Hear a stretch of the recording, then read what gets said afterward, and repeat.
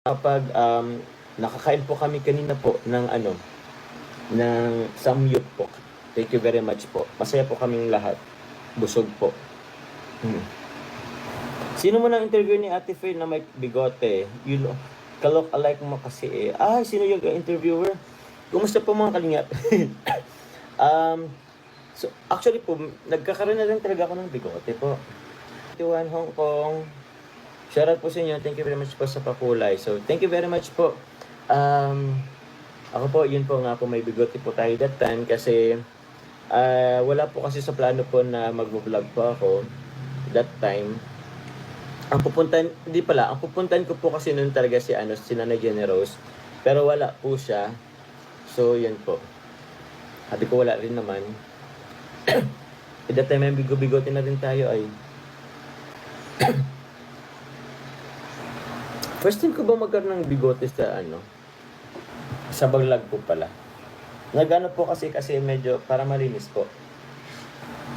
Pero yun, madali pong tumubo ang aking bigote.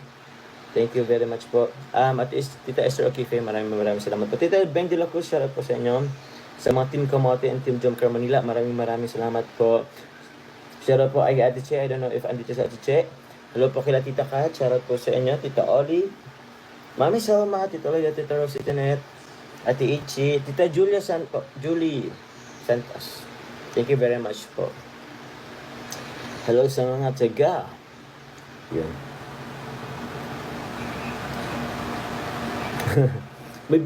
Matagal na po ako may bigote, Ate Mayan. Matagal na po ako may bigote.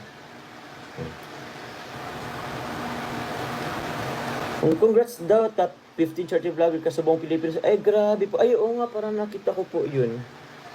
Top 15. Parang po, nag-ano po sila sa top 20 sa buong Pilipinas. Kasama nga po ako. Thank you po kay Kalinga Parab. Siyempre, Kalinga Parab. Top 1 yata si Kalinga Parab. Andun si Kuya Val, si Rowell, si Dr. Love. Yata, andun ba si Dr. Love din? Sinong live? Ay, live si Carla. Sige po, di ko alam na naka-live pala si Carla ngayon.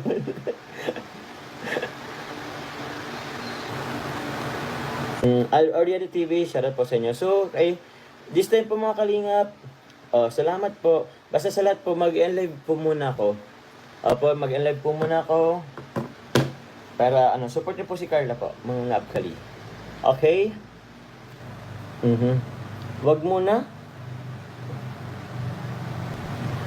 Tinapatan na ako. Wala po ako kay ni Carla. Sa viewers po ni Carla. Sige na po, okay lang naman po.